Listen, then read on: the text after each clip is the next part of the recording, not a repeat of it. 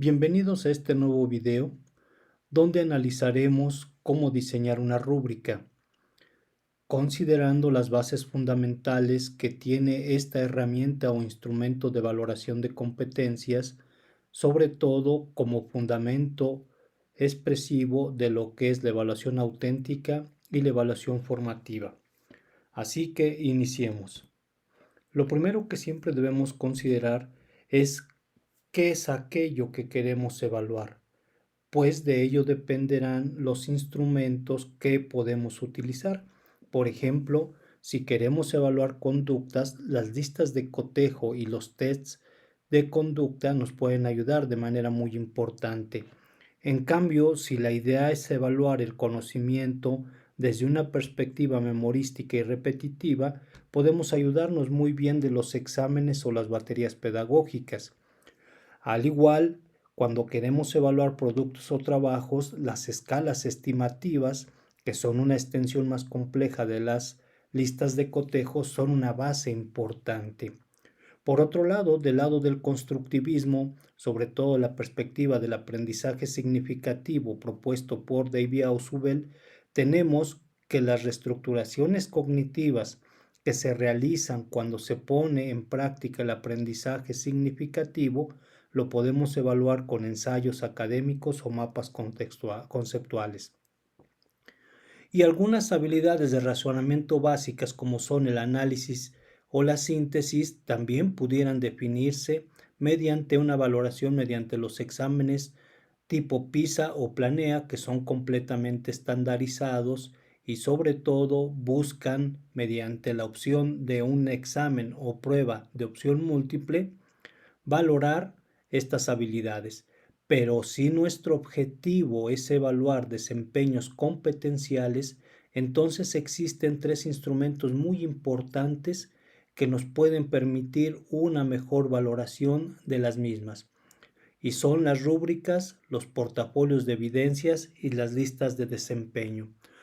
Todo ello va de la mano con lo que ha sido básicamente la distinción entre las propuestas psicopedagógicas que han emanado en el siglo XX. Y como todos lo sabemos y lo hemos venido recordando en diferentes sesiones, lo importante es que nosotros tengamos claridad qué es lo que implica evaluar desde estos enfoques de aprendizaje. Recordemos, por ejemplo, que el conductismo sobre todo buscaba la observación de la conducta y medirla. En cambio, el constructivismo lo que busca es hacer un juicio de valor sobre el mérito y sobre todo apreciar los resultados educativos de las reestructuraciones cognitivas. En cambio, competencias, que es la base de lo que estamos analizando, lo que busca es valorar el actuar que con conocimiento desempeñan los estudiantes en un contexto cercano a su realidad. Es decir, lo que se busca en las competencias no es evaluar conductas, tampoco reestructuraciones cognitivas ni productos. Lo que las competencias o en el enfoque de competencias se busca es sobre todo evaluar desempeños procesuales. Y aquí viene una parte importante. La idea de la evaluación tiene que ver con una valoración. No busca medir, sino busca valorar para poder ayudar. Por esta razón es que se ubica en el ámbito de la evaluación formativa. Esta distinción es muy importante que nosotros tengamos en cuenta porque a final de cuentas estamos dentro de una propuesta del assessment.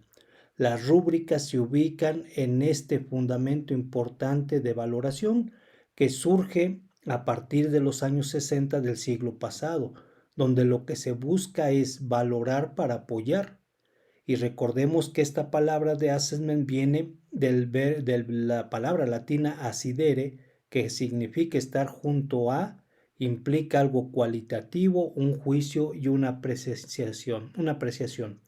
A partir de ello, tendríamos entonces que considerar que el fundamento básico de la evaluación de las competencias radica en lo que es la evaluación auténtica y de ahí se desprende la evaluación del desempeño. Para esto es necesario que tengamos claridad sobre lo que es un desempeño.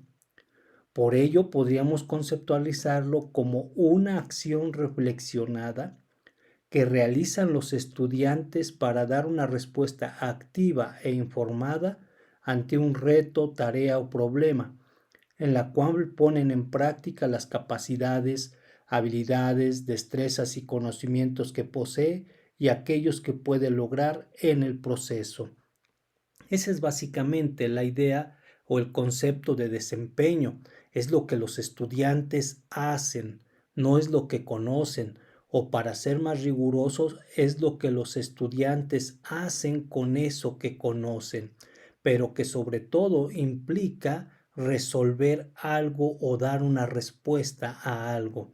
Y en esto ponen en juego todo lo que ellos tienen en su persona, en su conocimiento, en su habilidad, en su saber, incluidas hasta las creencias en algún momento determinado. A partir de ello, por eso el desempeño se aleja de lo que son las pruebas estandarizadas o las pruebas memorísticas, porque a final de cuentas lo que se busca no es solamente el conocimiento, sino lo que se busca es valorar lo que se hace con eso que se conoce. Y aquí tenemos un ejemplo muy importante. A veces pasar la prueba escrita no es suficiente. Y esta imagen me parece que pudiera ser ilustrativa en razón a que uno podría presentar, por ejemplo, un examen para poder tener la licencia de manejo, pero no hay cómo poder hacerlo en práctica este proceso de habilidades para el manejo. Seguramente en el examen te pueden preguntar quizá algunas cosas sobre lo que son los lineamientos de tránsito, algunas cuestiones relacionadas con el manejo de tu auto, pero no hay nada mejor que la práctica y eso señala en verdad un desempeño. Por esta razón, el desempeño siempre debe estar mediado a partir de lo que se realiza en la vida cotidiana y en la vida real, es decir, en la vida auténtica del mundo real. Y esto implica un cambio de perspectiva sobre lo que significa evaluar, porque ya no es ese conocimiento tácito, sino sobre todo es aquella habilidad que, fundamentada en un conocimiento, puede hacer o manifestar un desempeño. Y esto es una crítica muy fuerte porque lo importante para poder evaluar competencias es promover tareas reales que le permitan a los estudiantes tener una base importante que lo aleje de los ejercicios descontextualizados y las pruebas tradicionales. Por lo tanto, es necesario cambiar la perspectiva de lo que nosotros pensamos y hacemos por evaluación y evaluar y valorar de una forma diferente. Para ello, también se requiere tener un fundamento preciso y veamos un poco de historia desde la perspectiva de la evaluación auténtica. Por un lado tenemos a Rod Tyler, que en 1959 definió a la evaluación como el proceso que tiene por objeto determinar en qué medida se han logrado los objetivos previamente establecidos, lo cual supone un juicio de valor sobre la información recogida que se emite al contrastar esta información con los objetivos previamente establecidos en términos de conductas que el alumno debe exhibir para probar su adquisición. Aquí es muy importante resaltar el hecho de que estamos hablando de hace aproximadamente 60 años y esto implica que la visión era completamente conductista, pero ya se empezaba a analizar la idea de que no solamente se quedara en una conducta, sino que fuera a un ámbito más allá, el de desempeño. Y es el mismo Ralph Tyler quien define la palabra assessment para diferenciarla de lo que en aquellos entonces se manejaba como evaluation o el testing, porque como decía él, estas últimas se utilizan de miles de formas y se han convertido en un cliché.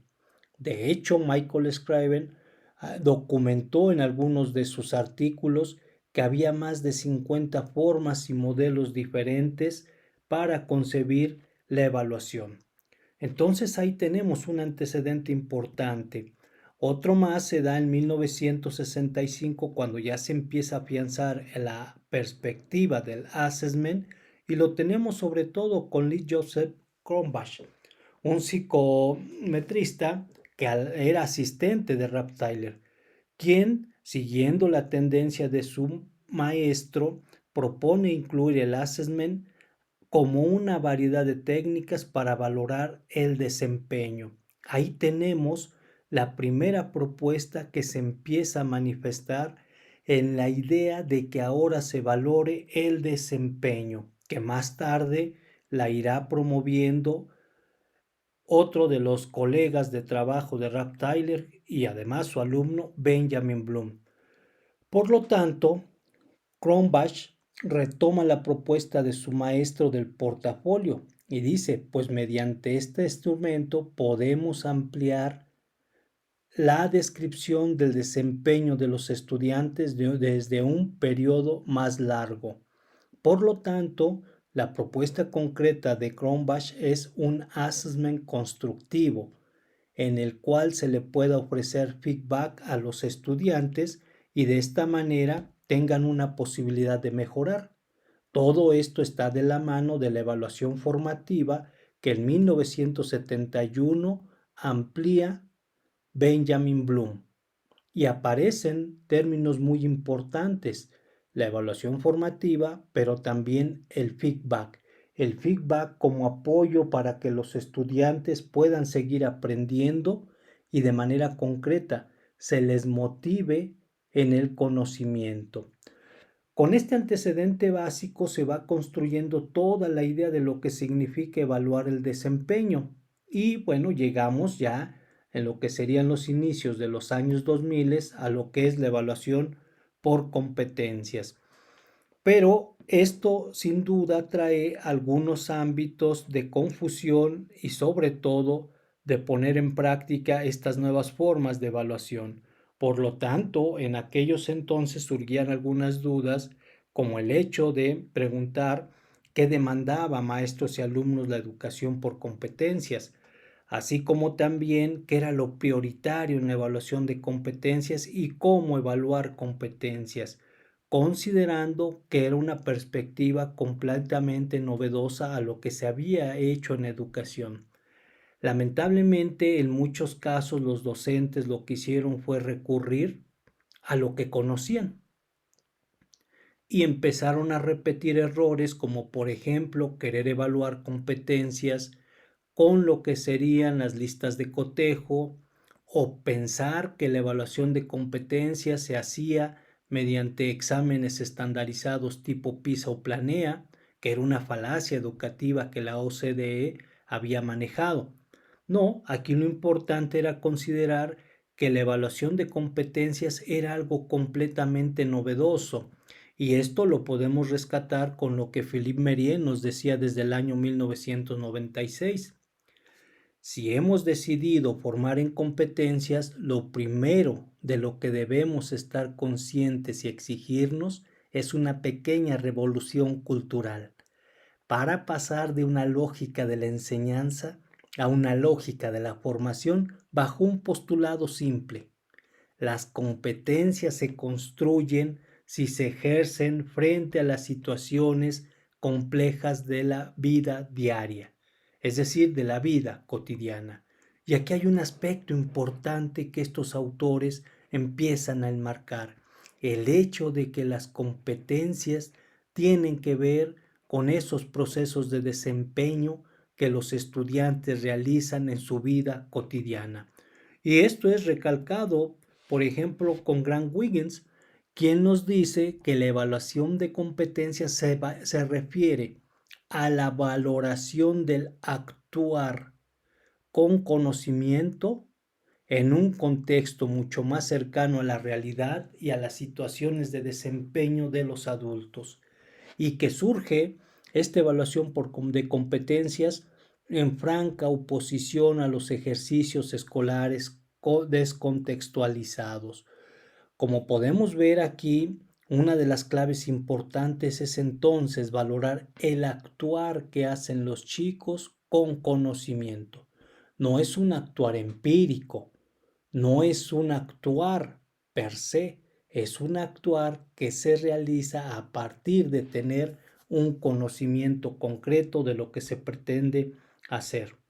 Con esto entonces tenemos que la valoración de competencias o evaluación de competencias presenta dos antecedentes básicos.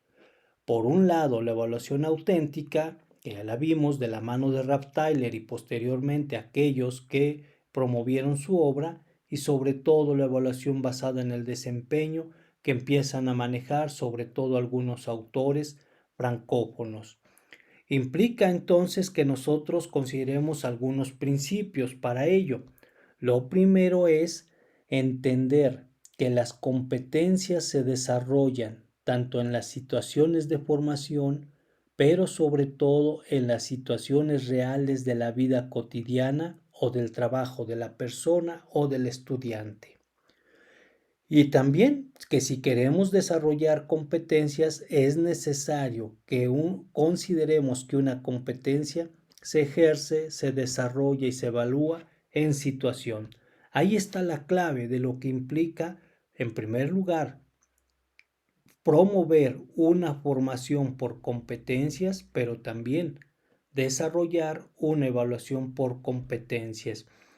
Esto implica un cambio fundamental en nuestros procesos de práctica de enseñanza o de aprendizaje, pero de manera específica en los procesos de evaluación, porque como lo diría John Ayer en 2003, nos encontramos entonces con una nueva perspectiva que cambia necesariamente nuestra forma de pensar y hacer la docencia, que no podemos seguir haciendo lo que veníamos haciendo, pero sobre todo que ahora lo que se privilegia son las situaciones problema o las tareas y no solo los contenidos disciplinares. A partir de ello tenemos una transformación en nuestra práctica y por consecuencia una transformación en los procesos evaluativos. Sin embargo, no debemos considerar que es una tarea sencilla. Lo primero que debemos tomar en cuenta es que se convirtió desde aquellos años en una actividad que mayor desasosiego y nebulosidad han causado en las prácticas de los docentes, porque queremos en algunos casos seguir tomando en cuenta los instrumentos de antaño ante una práctica que es completamente diferente y novedosa.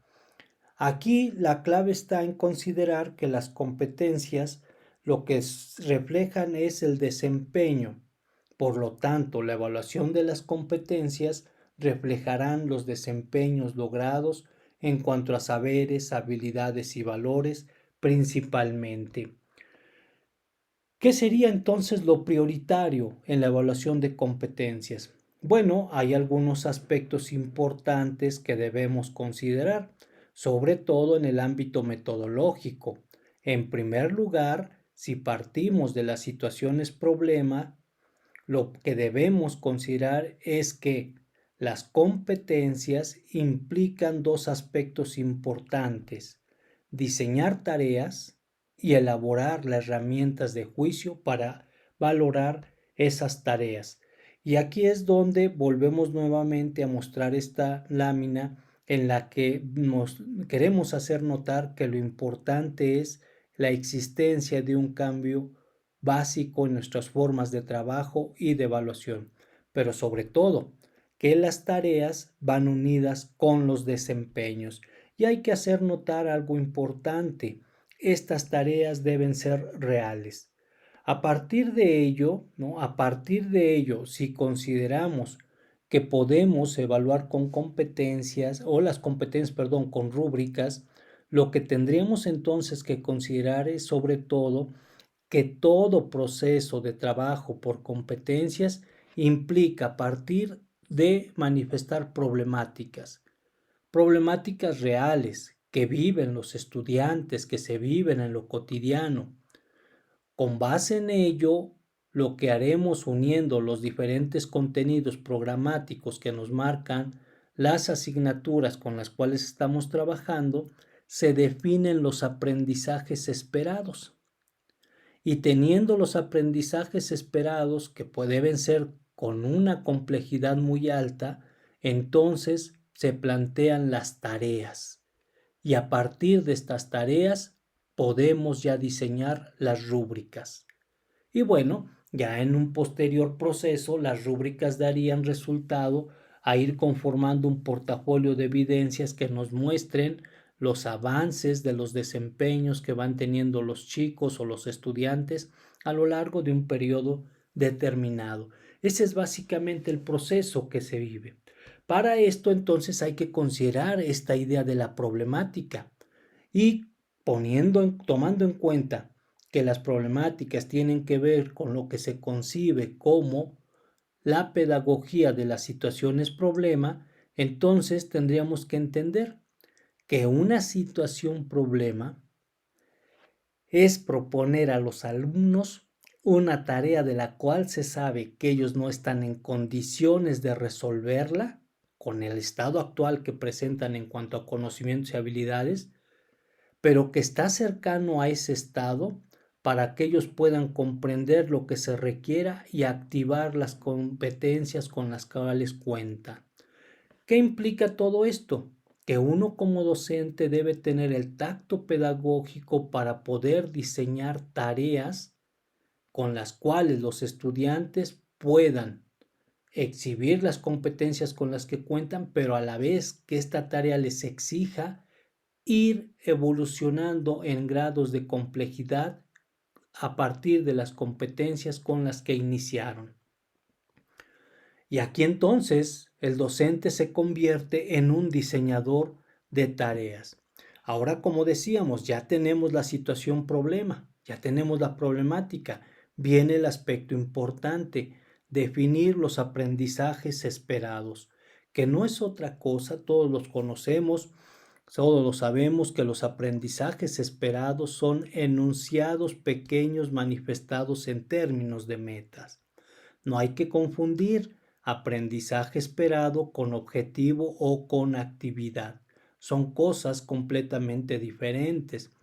Y aquí lo que hace diferente es sobre todo que el aprendizaje esperado establece claramente qué esperas que tus estudiantes comprendan, pero sobre todo que sean capaces de hacer al final de la clase o de la tarea o del problema que tú les hayas manifestado. No es tanto qué conocimientos tienen, sino sobre todo qué pueden hacer con esos conocimientos que poseen. Y aquí hay algunos ejemplos de aprendizajes esperados considerando estos dos aspectos que hemos mencionado. El aprendizaje esperado conlleva lo que los estudiantes deben comprender, pero de manera concreta lo que deben ser capaces de hacer, porque ese es el desempeño. Tenemos tres ejemplos en este caso. El primero describe por escrito ilustrando las diferencias entre polígonos. Como podemos apreciar, aquí no se trata solamente de que describan o que expliquen qué es un polígono o tipos de polígonos desde un ámbito conceptual, desde el ámbito del conocimiento, sino se busca sobre todo que hagan algo, y en este caso es describirlos por escrito, pero además ilustrarlos. Y ahí es donde se muestra el desempeño. Otro más es explica oralmente el impacto de la sobrepoblación de especies e individuos en hábitos y ecosistemas.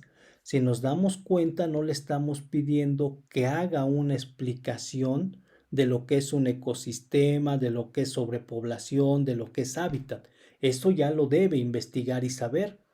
Ahora lo que se le pide es una explicación oral. Por lo tanto, se debe preparar para hacer esta explicación considerando la base de lo que se le está pidiendo. Y un último ejemplo para que haya mayor claridad sobre lo que son los aprendizajes esperados Entonces tiene que ver con este que señalamos en el inciso C. Construye un modelo con diferentes materiales reciclados de un carbohidrato. Nuevamente, vean que no se piden cuestiones conceptuales, estas deben estar ya inherentes a la acción, inherentes al desempeño. Se le está pidiendo que construya un modelo, pero para ello él debe investigar qué es un modelo, cómo poder representarlo y sobre todo si se le está pidiendo que sea con diferentes materiales reciclados. Y posterior a ello también investigar los carbohidratos, tipos de carbohidratos y ponerse de acuerdo en su grupo colaborativo cómo poder hacer un mejor modelo. Y ahí es donde se empieza a manifestar el desempeño. Ya no solamente es el conocimiento, sino es el desempeño. Entonces ya llevamos dos elementos de este proceso que hemos enunciado. La problemática por un lado y los aprendizajes esperados. Veamos el tercer elemento, que es la base para construir o diseñar rúbricas, las tareas. A partir del aprendizaje esperado que hemos definido, vienen las tareas. Y bueno, es necesario que nosotros tomemos en cuenta qué son las tareas de desempeño. Y uno de los grandes autores que han manejado la idea de tareas es Anthony Nicot. Y él nos dice, es aquello requerido para que un estudiante demuestre su logro mediante la producción de una amplia respuesta escrita o hablada a través de la participación en actividades individuales o de grupo y creando un producto específico. Vean aspectos importantes. Lo primero, se diseña para que el estudiante demuestre sus logros, demuestre sus desempeños. Y además implica participación individual y de grupo, y siempre puede existir un producto como base de ello. Veamos algunas características de las tareas a partir de Stisha. Él nos dice que, en primer lugar, la tarea debe realizarse en una situación estructurada, es decir, debe estar delimitada en tiempo y espacio, pero también permitir que se pueda acceder a recursos o materiales. No les pongas una tarea tan compleja o tan difícil que lo único que provoque es que los chicos se confundan, se frustren y además, agobiados de ello, abandonen el trabajo. Por eso el maestro debe tener un tacto sutil para saber qué tanto les puede exigir poco a poco a los estudiantes y que vayan en una complejidad creciente de ampliación de sus competencias. Cada tarea debe tener un tipo de material estimulante o de información que sirva de base para dar una respuesta. Así también debe dejarse con claridad las instrucciones para que se indique la naturaleza de la respuesta posible y deseada. Y de manera concreta, deben impulsar respuestas que puedan ser valoradas de acuerdo a un conjunto claro de desempeños. Hay algunas otras características, como por ejemplo la que nos manejan los autores Marzano, Pickering y McTighe. Son tres las características que estos autores manifiestan. Por un lado, que estas tareas requieren un periodo extenso de tiempo para ser completadas. No son tareas que las van a resolver en media hora, en una hora, sino que sean complejas, que implique que los estudiantes estén trabajando, investigando, colaborando, discutiendo, etcétera, etcétera, etcétera. Porque lo que se busca en competencias son aprendizajes profundos. Para ello es necesario siempre considerar que la tarea puede tener diferentes capas de acción. El segundo aspecto, estas tareas implican procesos de investigación, reflexión y exposición, que son las habilidades importantes para mostrar los desempeños. Y una última característica a partir de estos autores es que las tareas permitan abrir respuestas diferenciadas a partir de un problema o actividad. ¿Qué significa esto? Esto es una base importante. No todos los estudiantes van a lograr los mismos desempeños porque tendrán actividades diferenciadas. Entonces, aquí tenemos algo que a veces a los maestros no nos permite considerar que esta es una forma de evaluación diferente. Queremos evaluar con lo mismo a todos los estudiantes. Y esto no es así. Las tareas siempre permitirán la exhibición de desempeños diferenciados. Pongamos un ejemplo con este que habíamos manejado anteriormente del manejo de los autos. Todo mundo tiene sus propias propuestas para manejar un auto, aunque hay cosas básicas y estandarizadas, cada quien puede acomodar quizá el asiento a cierta medida, cada quien puede de alguna forma llevar el auto por una ruta que le permita a él llegar mejor a donde sería su destino, etcétera.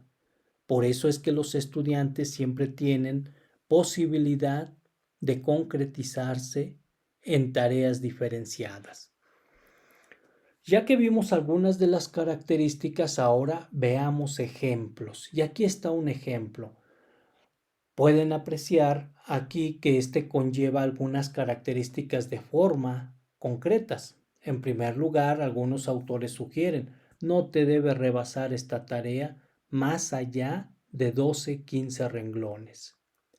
En esta tarea, tú debes considerar los aspectos elementales y fundamentales que los estudiantes deberán considerar o tomar en cuenta para desarrollarlas, pero no debe ser tan descriptiva que solamente se concreten a cumplir. Debe ser abierta para que a ellos les dé posibilidad de seguir avanzando en la complejidad de sus desempeños. Y esta tarea, aunque señala algunos aspectos concretos de lo que deben hacer, también les da posibilidad de que pongan en marcha su creatividad, innoven. Por eso decimos, cada grupo colaborativo presentará dentro de un rango algunos aspectos similares, pero sobre todo la creatividad les hará que presenten aspectos diferenciados. Esta es otra tarea, otro ejemplo de tarea muy interesante con el cual podemos apreciar el trabajo que se hace con aspectos, por ejemplo, de historia, que tenga que ver con algunos ámbitos de relación, sobre todo con cuestiones morales y éticas. Y aquí los chicos pueden discutir, pueden investigar y llegar a alguna solución. En ello es necesario entonces que uno como docente tenga claridad hacia dónde queremos que los chicos puedan desplegar sus competencias o sus desempeños. Son ejemplos de tareas que nos permiten definir lo que los estudiantes pueden hacer. Si volvemos de nuevo a esto que hemos referido como el proceso simple al evaluar desempeños competenciales, vemos entonces que ya llevamos tres elementos: la problemática, el aprendizaje esperado y la tarea. Y ya con estos tres podemos entonces diseñar nuestra rúbrica. Antes de iniciar con el diseño de la rúbrica, veamos algunos aspectos importantes de las rúbricas. En primer lugar, si nos preguntáramos por qué usar rúbricas para evaluar desempeños competenciales, tendríamos, rescatando Stevens y Levi's, que hay varias razones, entre ellas, primero, que las rúbricas nos brindan la posibilidad de dar retroalimentación oportuna a partir de lo que los chicos nos muestren. Nuevamente, recordemos la retroalimentación, el feedback. Las rúbricas no son para calificar, no son para poner calificaciones o para medir. Las rúbricas son el mejor instrumento de evaluación formativa y nos permiten dar retroalimentación. Un segundo aspecto que estos autores señalan es, sobre todo, cuando se hace un buen diseño de rúbrica, se utiliza una realimentación detallada, poniendo especial atención en esos elementos de conocimientos y habilidades que como docentes queremos fortalecer en los estudiantes. También así, las rúbricas fomentan el pensamiento crítico de los estudiantes, pues conforme van revisando su rúbrica y les ayuda para realizar las tareas que se les han encomendado, ellos van teniendo una actitud de autoevaluación y automejora. Inclusive pueden rebasar lo que se les ha pedido. Como punto 4 tenemos que facilitan la comunicación con los demás, porque a final de cuentas las rúbricas es un instrumento que deben tener los estudiantes. Esto cambia la perspectiva, porque hay docentes que quieren seguir manteniendo la propiedad de las rúbricas y quieren evaluarlas como si fuera una lista de cotejo, y no es así. Las rúbricas se diseñan para que sean propiedad de los estudiantes. Si tú tienes puedes armar 5 grupos colaborativos con todos tus estudiantes, debes darle a cada grupo colaborativo una rúbrica, porque ellos las deben manejar. No son propiedad del maestro, son propiedad de los estudiantes. Como quinto aspecto, ayudan a perfeccionar las habilidades docentes, porque también nos muestran algunos errores en el diseño de las tareas o en las formas como nosotros logramos que los estudiantes lleven a cabo sus desempeños. Y una sexta, que es muy importante, sobre todo partiendo del ámbito de la inclusión, promueven la igualdad, pues se adaptan a las circunstancias y personalidad de los diferentes estudiantes y además permiten ofrecer retroalimentación individual. Considerando nuevamente lo que habíamos señalado, no se les debe evaluar a todos de la misma manera, porque todos tienen capacidades y habilidades diferentes, y la rúbrica nos permite considerar esas diferencias y apoyar a quienes más requieren. Esa es la base. Si quisiéramos conceptualizar entonces qué es una rúbrica, diríamos, de acuerdo a algunos otros autores, que es una herramienta de valoración que establece las expectativas concretas de una tarea. También así proporciona una información detallada de los niveles aceptables y en desarrollo del desempeño realizado. Y por último, es utilizada para valorar criterialmente los trabajos y tareas. En suma, se valoran los desempeños. La palabra rúbrica viene del latín ruber, que significa rojo, y se señala como rojo porque es lo más importante a destacar en un ámbito de evaluación. Esa es la esencia de la rúbrica. Sin embargo, encontramos muchos problemas al momento de diseñar las rúbricas. Veamos algunos de ellos. Tenemos, por ejemplo, el caso de una investigación que se hizo a diferentes docentes de escuelas normales, donde veíamos a través de entrevistas y observaciones tanto el diseño de las rúbricas y el uso que hacían de ellas. Y a partir de ello vimos algunos ejemplos erróneos de lo que son las rúbricas. Aquí tenemos uno.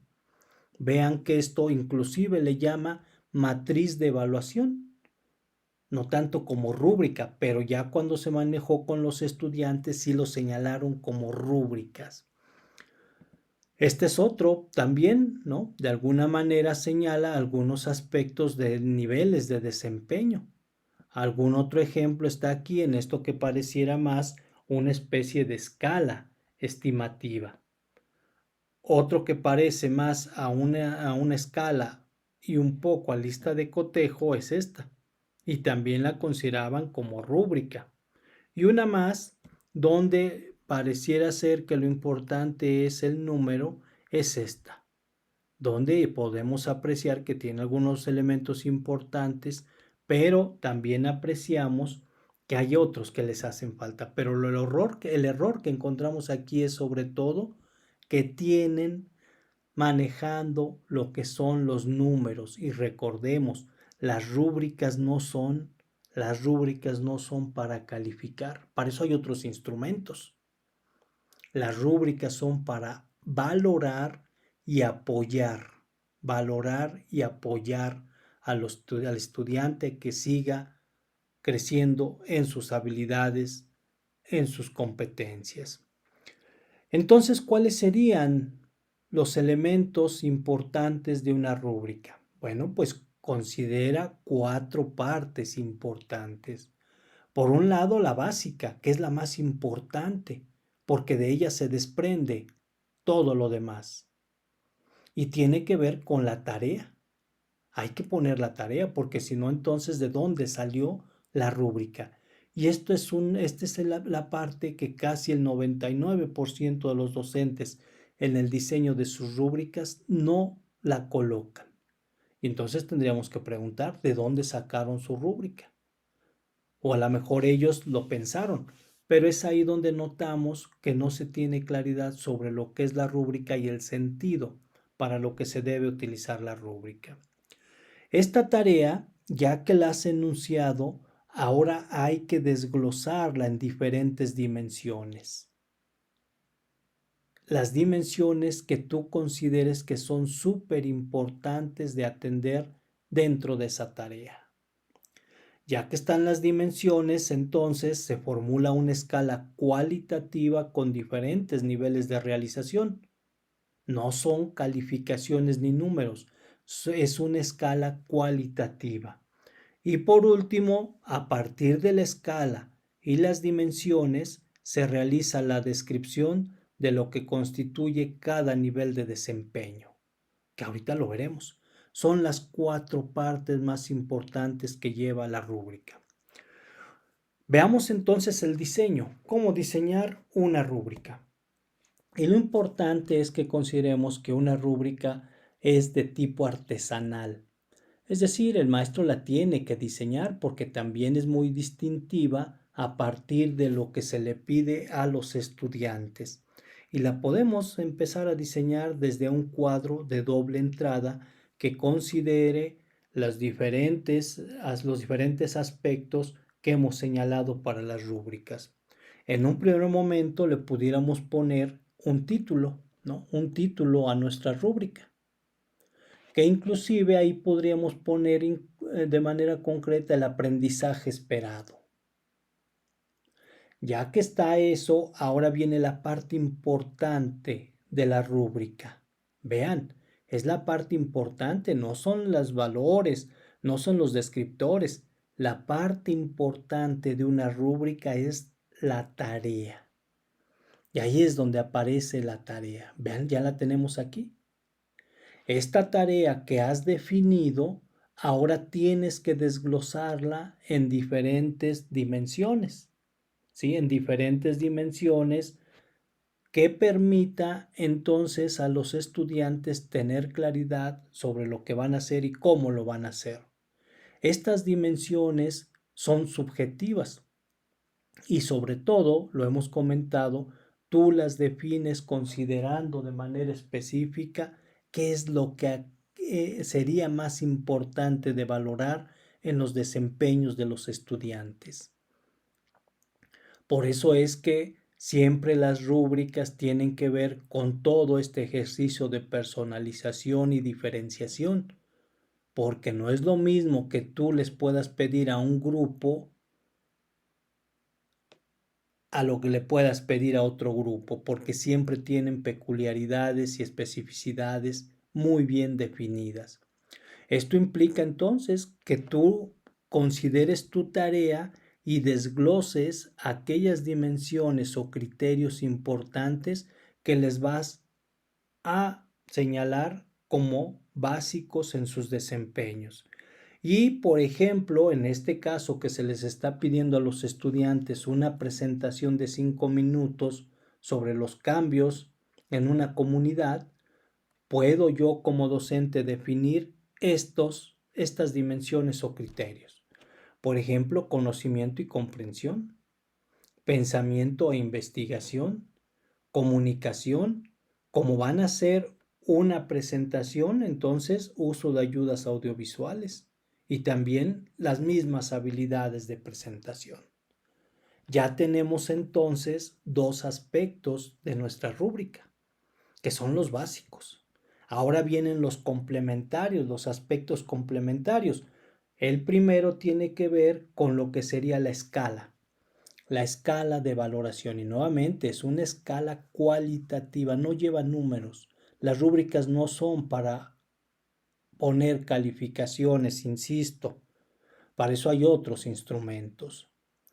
En este sentido, la escala ya nos permite entonces hacer los descriptores, porque en cada una de las dimensiones o criterios en relación a la escala, yo puedo poner un descriptor. Y aquí voy a referirme a algo importante. ¿Cuántos criterios o dimensiones es posible que maneje a partir de la tarea? Bueno, los autores señalan que en promedio no más allá de 7, pero el número que más señalan es que sean en promedio 5 descriptores. No más allá de 7, pero una buena rúbrica puede llevar 5 dimensiones, ¿sí? Y en razón a lo que serían las diferentes valoraciones cualitativas, la escala de valoración, también ellos sugieren que no sea más allá de 3. Pero algo muy importante, que sean planteadas en número non, en 3. ¿Por qué es importante? Porque en medio se pone siempre aquello que tú quieres que tus alumnos logren. No se pone en el excelente, se pone en el competente. Y ahí es donde se empieza a construir los diferentes descriptores.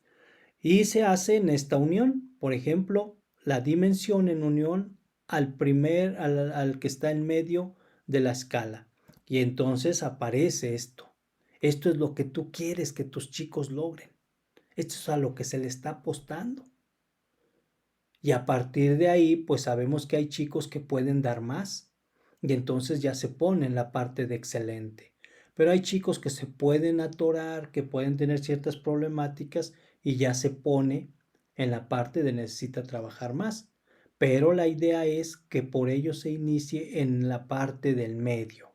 Y ya completa nuestra rúbrica, pues quedaría de esta forma. De esta forma. En lo de excelente se le va exigiendo mucho más, ¿sí? Mucho más, y él necesita trabajar más, de alguna manera se le va pidiendo más flexibilidad, se le va dando más pauta que él pueda desarrollarse. Pero siempre es necesario que le señalemos a nuestros estudiantes que la base siempre va a ser el nivel que está en medio, es decir, el de competente. Y a partir de ahí se desarrolla un trabajo de análisis sobre lo que serían sus desempeños. Y ya diseñada la rúbrica, insisto, es necesario que se las demos a nuestros estudiantes. Es necesario que lo hagamos de esa manera, porque esta es la que ellos considerarán para hacer sus trabajos, para mostrar sus desempeños. Y aquí voy a agregar una premisa importante en el trabajo con rúbricas para evaluar desempeños competenciales. Las rúbricas, más que un instrumento para evaluar desempeños, son una guía para desarrollar esos desempeños, porque al dársela a los estudiantes, ellos se van a ir guiando sobre qué aspectos van a poner mayor atención y con qué lineamientos los van a desarrollar. Y de ahí insistirles, no solamente es que cumplas con tus rúbricas, puedes asumir un papel mucho más allá de lo que te estamos pidiendo para que llegues a la excelencia. Por ejemplo, si aquí en ayudas audiovisuales a lo mejor le estamos pidiendo que su propuesta sea diseñada en PowerPoint, puede ser que alguien de pronto diga, bueno, en el equipo decidimos y nos pusimos a investigar hacerla en Prezi. Entonces la rúbrica no es para que se cumpla, es el inicio detonante para que ellos vayan mucho más allá. Esa es la base, esa es la base. Y aquí, después de que los chicos lograron ya todo el proceso de desempeño, ya hicieron la exposición, la presentación, pues viene la parte de valoración. ¿Cómo se valora una rúbrica? Bueno, pues lo habíamos comentado. Una rúbrica se valora sobre todo considerando lo que está en medio, en esta parte. Por lo tanto, si tú diseñaste una buena rúbrica, si diseñaste una buena rúbrica, es un hecho que la mayoría de tus estudiantes van a quedar aquí, en esta especie de campana. Puede ser que si tienes 5 equipos colaborativos, aquí te queden 3. Significa que tu rúbrica esté muy bien hecha. Pero si de pronto te das cuenta, a lo mejor uno de los equipos logró un mayor avance. Y si aquí en investigación les pediste que investigaran en 5 textos, ellos fueron más allá. Y además no solamente en textos, vieron videos, consultaron la web, etcétera. Se ubicaron en este aspecto. Te decía, en uso de ayudas audiovisuales, en lugar de presentarte un PowerPoint, lo que presentaron fue un Prezi. Si te das cuenta, fueron más allá de sus habilidades iniciales. Entonces este equipo se coloca aquí. Y lo importante es con el otro equipo que quedó aquí. Quizá en la investigación solamente consultaron 2 fuentes, que porque se les acabó el tiempo, porque no las consiguieron, les cerraron la biblioteca, etcétera, etcétera, etcétera. En el PowerPoint no lo hicieron esquemático, nada más copiaron texto y pegaron, copiaron texto y pegaron. Bueno, pues ahí entonces entra ya lo que sería la valoración con las rúbricas. ¿Y qué significa? Significa de manera concreta que tú puedas dar feedback. Y es un feedback sencillo en los primeros casos. A estos que están aquí los puedes felicitar, ¿no? Los puedes poner como ejemplo para los demás por el esfuerzo, el trabajo que hicieron y nada más.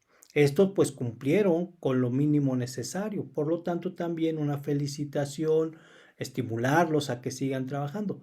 Pero los que más necesitan tu apoyo son estos. Y entonces aquí es donde entra la idea del rubber. Recuerdan que rubber significa rojo. Y los autores señalan que tú te sientes con este equipo que quedó en esta parte, que necesita trabajar más, y entonces puedas tú ofrecer feedback. Por ejemplo, si en investigación solo tenían 2 textos, tú les puedas ofrecer más. Si en lo que fue el diseño de diapositivas las hicieron muy textuales, no pusieron imágenes, bueno, pues chicos, ¿a qué se comprometen? Probablemente ellos quieran tener un poco más de tiempo para que puedan pasar de este nivel mínimamente a este. Inclusive estos que de alguna forma avanzaron más pueden apoyarles. Quizá les presten los textos que utilizaron aquí a ellos. Seguramente en este momento están pensando algunos de ustedes, porque a veces esta es nuestra cultura que nos han heredado, que por qué debemos ayudarles. Si a lo mejor flojearon, muy a diferencia de los que quedaron en excelente, que se comprometieron más. No, no debemos ser prejuiciosos. El grave problema de la evaluación es que es muy prejuiciosa. No, lo que buscamos nuevamente es evaluar o valorar para apoyar. Y tú lo que menos quieres es que tus chicos se queden acá. Entonces se deben buscar las diferentes formas y aquí es donde se escribe, ¿no? Investigarán en otros textos o tendrán un mayor tiempo para hacer sus diapositivas. Y aquí es donde se utiliza el lapicero rojo, por eso rubber, para hacer las anotaciones en la rúbrica. Y con esto entonces los chicos tienen una mayor posibilidad. Como diría Benjamin Bloom, con un poco de mayor tiempo y de mayor apoyo, todos los estudiantes serán exitosos. El problema es que muchos partimos del prejuicio y decimos, es que no se esforzó, no merece ser exitoso. Esto no es la perspectiva de la evaluación auténtica, de la evaluación formativa y de la evaluación con rúbricas. Hay que quitarnos ya esas ideas retrógradas que tenemos algunos docentes. Y así es como se valora con rúbricas. Si se dan cuenta, no hay calificaciones. El chico te puede decir, ¿y cuánto saqué? No, no, no, esto no es de sacar. ¿Cuánto tengo? ¿Un 10? No, esto no es de calificar. Aquí lo importante es que mostraste un desempeño excelente o un desempeño competente, y aquellos que no, pues trabajaron más, se esforzaron más, dieron más de tiempo para llegar a donde se les requería. Esa es la base importante del desarrollo en los trabajos. ¿Se puede calificar con las rúbricas? No, les decía, ¿no? No son un instrumento para calificar. Si quieres calificar, utiliza otros instrumentos. Esto es uno de los graves problemas que se tienen en el ámbito del diseño y el trabajo con las rúbricas. Un instrumento cualitativo lo quieren forzosamente convertir en un instrumento cuantitativo. Ese es un error. Ese es un error completamente, y hay que considerar que estamos en una fase de progreso, en una evaluación diferente. Porque entonces, si tú lo que quieres calificar, no utilices rúbricas, utiliza otros instrumentos. Y hay un instrumento muy interesante que en Estados Unidos lo manejan como las Rating Scales Performance, que son las escalas de calificación de desempeños. Pero vean, estas sí se llaman escalas de calificación, pero no son rúbricas. Otros los conocen como matrices de calificación. Y vean la diferencia. Aquí viene la habilidad, no hay tareas, y viene la escala de valoración. Y vienen algunos descriptores, ¿sí? Algunos descriptores, pero no son rúbricas, no hay que confundirse. No hay que confundirse. Si quieres, si tu objetivo es poner calificación, pues utiliza estas escalas de calificación de desempeños, pero toma en cuenta que no son rúbricas, Entonces no te confundas. Esa es la base del trabajo para diseñar y evaluar con rúbricas, perdón, los desempeños de los estudiantes. Y aquí les dejo, ¿no?, alguna de la bibliografía importante en la cual yo me referencié para realizar este video y exponer algunas de las premisas básicas en el diseño y uso de rúbricas, con los cuales pues puedes tú consultar algunos de los aspectos importantes, ¿no?, de lo que es el diseño de rúbricas. El problema que tenemos en México es que a veces quienes promueven el diseño o evaluación de competencias es gente que no fue a estudiar los libros de primera fuente y se basa en sus suposiciones, en sus apreciaciones, pero no tiene fundamento. Te lo dejo de tarea. Y te agradezco mucho tu atención y sobre todo esperando que te pueda servir esta base de fundamento para trabajar con rúbricas. Recibe un abrazo.